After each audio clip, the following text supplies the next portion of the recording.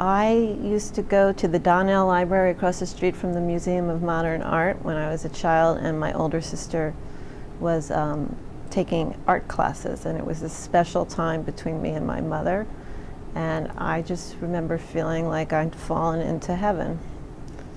I couldn't believe that there were all those books there, and it was one of the first libraries that had like soft seats and stuffed animals and all of that.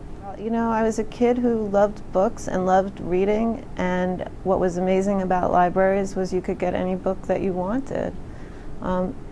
My parents bought us books, but it wasn't quite like it is now where people buy books pretty, you know, easily online or go to bookstores. We took books out of the library and took them out from school. And every week when I would go to the Donnell Library, we'd get books and bring them home and then bring them back. And I love that. In the summer, my family's been fortunate enough to stay. My mother has a house out in Amagansett, Long Island, and there's the most beautiful little library there. And my son, I was going to say my little boy, but now he's 13, so he's not so little. He's dyslexic, and yet he's the world's biggest reader. And often he and I will just go there to read and sit next to each other.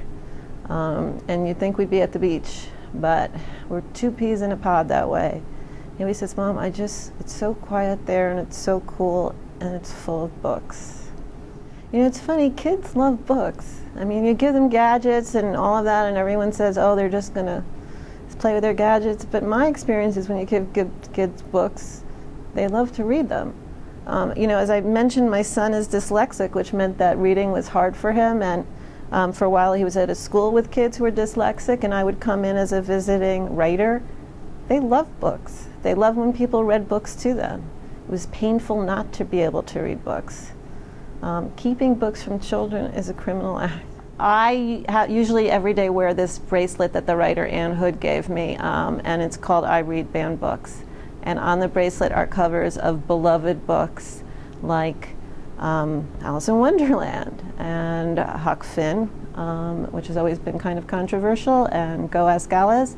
But books that I love, Annie on My Mind, and the idea that those books are kept from kids seems just terrible to me. They're literature. I am writing a screenplay of my last book. That's what I'm doing next.